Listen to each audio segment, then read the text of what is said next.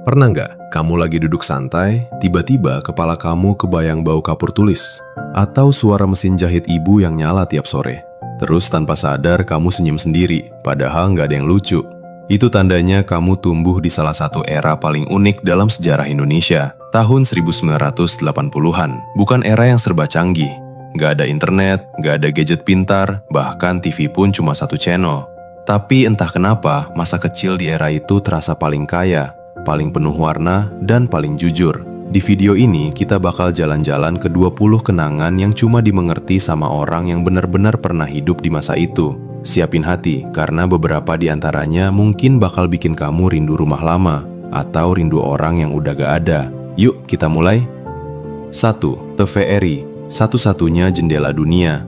Sebelum ada puluhan channel dan ribuan pilihan streaming, kita cuma punya satu stasiun televisi, TVRI. Dan herannya, kita hafal jadwal siarannya kayak hafal jadwal sholat.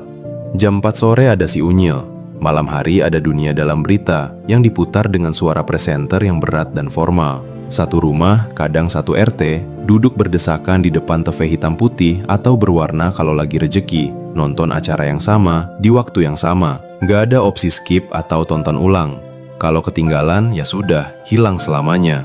Mungkin itu sebabnya setiap acara terasa lebih berharga. Mati lampu yang berubah jadi pesta. Buat anak sekarang, listrik mati itu bencana kecil. Tapi buat kita, itu adalah sinyal untuk mulai bersenang-senang. Begitu lampu padam, lilin dinyalakan, bayangannya menari-nari di dinding, dan tiba-tiba seseorang mulai cerita hantu yang bikin bulu kuduk berdiri. Atau anak-anak berlarian keluar, main petak umpet di gelap-gelapan, sambil tertawa dan teriak karena nggak kelihatan siapa yang sembunyi di mana. Listrik yang mati justru menghidupkan sesuatu yang lain, kebersamaan yang nggak pernah kita sadari sepenting itu, sampai sekarang. Kaset pita dan skill wajib pakai pensil. Sebelum ada Spotify dan playlist digital, kita hidup berdampingan dengan kaset pita yang gampang kusut. Setiap anak 80-an pasti tahu satu trik sakral.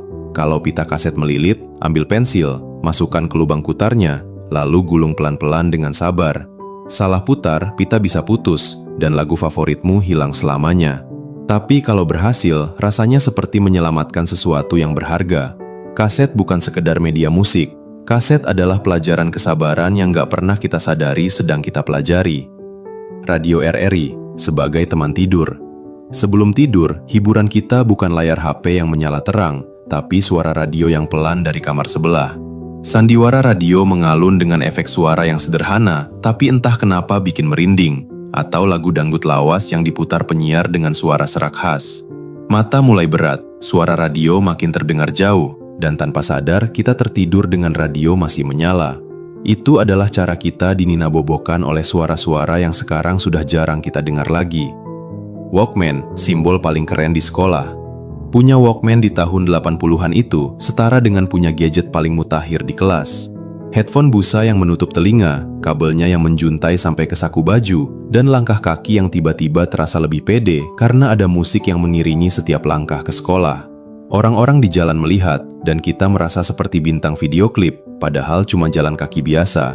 Walkman bukan cuma alat dengar musik, itu adalah cara kita merasa sedikit lebih spesial di dunia yang sederhana. Di kampung, setiap acara nikahan atau khitanan punya satu kesamaan. Speaker toa yang memutar lagu yang sama dengan volume yang sama kerasnya. Suaranya menggelegar sampai terdengar dari beberapa rumah jauhnya. Anak-anak berlarian di sekitar tenda terpal biru, sementara orang dewasa duduk di kursi plastik sambil mengobrol.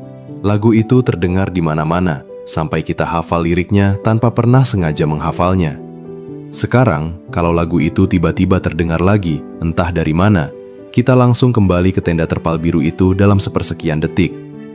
Buku tulis sinar dunia dan tabel perkalian. Di sampul buku tulis bukan cuma tempat menulis pelajaran. Sampul belakangnya punya fungsi tersembunyi yang menyelamatkan banyak anak dari hukuman guru, tabel perkalian. Kalau lupa hafalan kali 7, tinggal balik buku pelan-pelan tanpa ketahuan, lirik sebentar, lalu jawab dengan percaya diri seolah memang sudah hafal dari awal. Bau kapur tulis yang nempel di baju. Papan tulis hijau dan kapur putih adalah teman setia di setiap kelas, dan baunya punya cara aneh untuk menempel di memori kita sampai sekarang. Kalau kena baju, susah hilang, dan kalau kena tangan, butuh dicuci berkali-kali.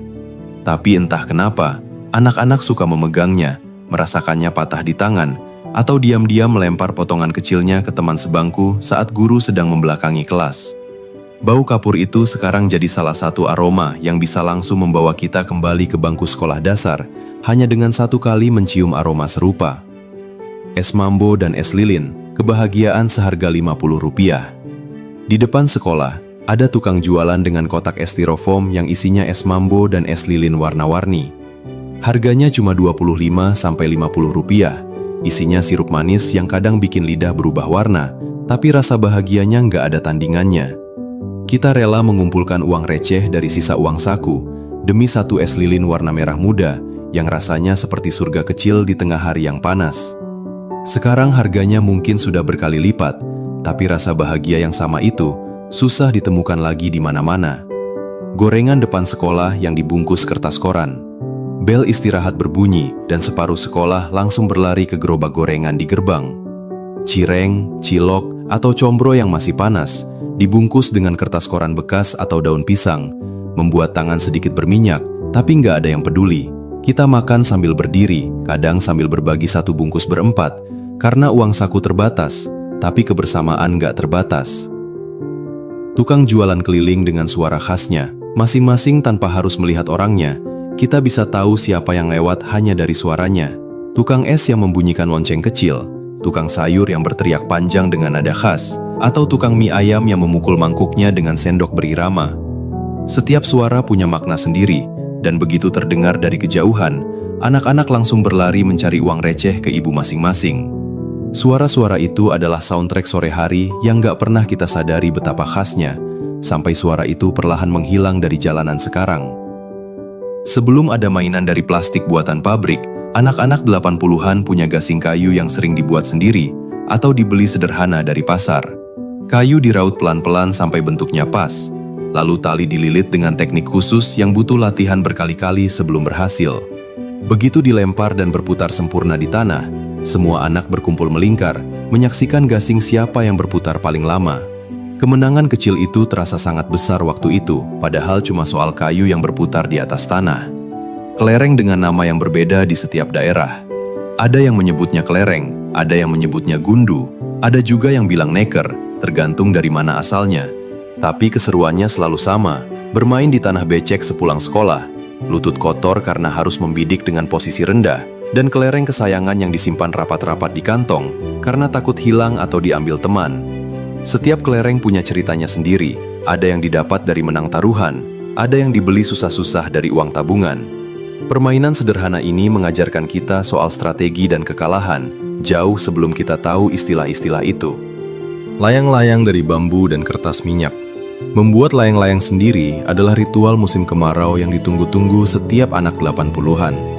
Bambu dibelah tipis-tipis, dibentuk jadi rangka, lalu dilapisi kertas minyak warna-warni dengan lem dari getah atau nasi yang ditumbuk. Begitu layangan terbang tinggi dan talinya tiba-tiba putus karena terlalu kencang ditarik angin, semua anak langsung berlarian mengejarnya sampai ke sawah tetangga, tanpa peduli capek atau kotor. Mengejar layangan putus mengajarkan kita bahwa kadang hal yang sudah lepas masih layak dikejar sampai napas habis. Sore hari adalah waktu sakral untuk berkumpul di halaman atau lapangan kosong, bermain petak umpet atau galasin sampai matahari hampir terbenam. Suara teriakan hong atau hadang terdengar di mana-mana, kaki penuh debu dan baju basah karena keringat. Permainan baru benar-benar berhenti ketika terdengar suara ibu memanggil dari kejauhan, kadang sampai 3 atau 4 kali sebelum benar-benar didengar. Kita pulang dengan napas terengah, badan kotor, tapi hati penuh karena hari itu terasa benar-benar terisi sampai detik terakhir cahaya matahari. Congklak dan ular tangga di lantai ruang tamu. Bukan di atas meja dengan kursi rapi, tapi di lantai ruang tamu. Satu keluarga duduk melingkar memainkan congklak atau ular tangga.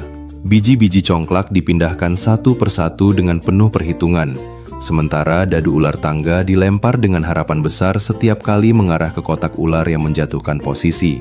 Tawa dan protes kecil terdengar setiap kali ada yang kalah, tapi semua tetap duduk sampai permainan benar-benar selesai. Nggak ada yang main sendirian sambil menunduk ke layar. Semua mata tertuju ke papan yang sama, ke momen yang sama. Berangkat sekolah bukan diantar mobil pribadi, tapi naik angkot yang penuh sesak atau becak yang dikayuh perlahan oleh abang becak langganan. Uang receh sudah disiapkan dari rumah, dihitung pas-pasan, kadang kurang sedikit dan harus berutang dulu ke abang angkot yang sudah kenal wajah kita setiap hari. Kalau lagi beruntung, bisa duduk di depan dekat sopir, merasa seperti tempat paling istimewa di kendaraan itu. Perjalanan singkat itu mengajarkan kita arti kepercayaan kecil antara penumpang dan pengemudi yang bahkan gak pernah saling tahu nama. Hiburan keliling adalah momen yang ditunggu-tunggu tanpa jadwal pasti, datang kapan saja dan langsung mengundang kerumunan anak-anak. Begitu suara lonceng odong-odong terdengar dari ujung gang, atau tukang sulap mulai membuka kotak triknya di tengah lapangan, anak-anak berlarian dari segala penjuru, berkumpul melingkar dengan mata berbinar, dan satu putaran odong-odong rasanya seperti naik wahana paling seru di dunia. Kesederhanaan hiburan itu yang justru membuatnya begitu membekas, jauh lebih dalam dari hiburan secanggih apapun hari ini. Foto keluarga yang harus ditunggu berhari-hari. Nggak ada galeri HP yang bisa dilihat langsung setelah jepretan. Foto diambil pakai kamera analog, lalu rollnya dibawa ke studio foto untuk dicetak, dan kita harus menunggu beberapa hari penuh rasa penasaran sebelum hasilnya jadi. Begitu hasil cetaknya diambil, satu keluarga duduk melingkar di ruang tamu, membuka amplop foto bersama-sama, tertawa atau kadang kecewa kalau ada foto yang matanya tertutup, atau gambar buram karena tangan goyang. Tapi setiap lembar foto terasa berharga, karena kita tahu, momen itu nggak bisa diulang atau dihapus begitu saja. Menunggu itu yang membuat setiap foto terasa lebih bermakna, bukan cuma sekedar gambar yang bisa dilihat sekali lalu dilupakan. Kalau kamu perhatikan, nggak ada satupun dari 20 hal ini yang butuh sinyal internet atau baterai penuh. Kita bahagia dengan hal-hal sederhana. Mati lampu jadi cerita, kaset kusut jadi pelajaran sabar, dan jajanan Rp50 berasa semewah apapun. Mungkin generasi sekarang nggak akan pernah ngerti rasanya menunggu seperti itu. Tapi buat kita yang pernah mengalaminya, semua hal itu bukan cuma kenangan. Itu adalah masa kecil yang paling jujur yang pernah kita miliki. Dari 20 hal di video ini, mana yang paling bikin kamu kebawa nostalgia? Tulis di kolom komentar. Dan kalau kamu masih ingat ada hal lain yang khas tahun 80-an versi daerah kamu, share juga, biar kita semua kenal lebih banyak cerita dari seluruh Indonesia. Kalau kamu suka video ini, jangan lupa like dan subscribe, karena masih banyak cerita nostalgia lain yang bakal kita bahas bareng-bareng di video berikutnya. Sampai jumpa di video selanjutnya.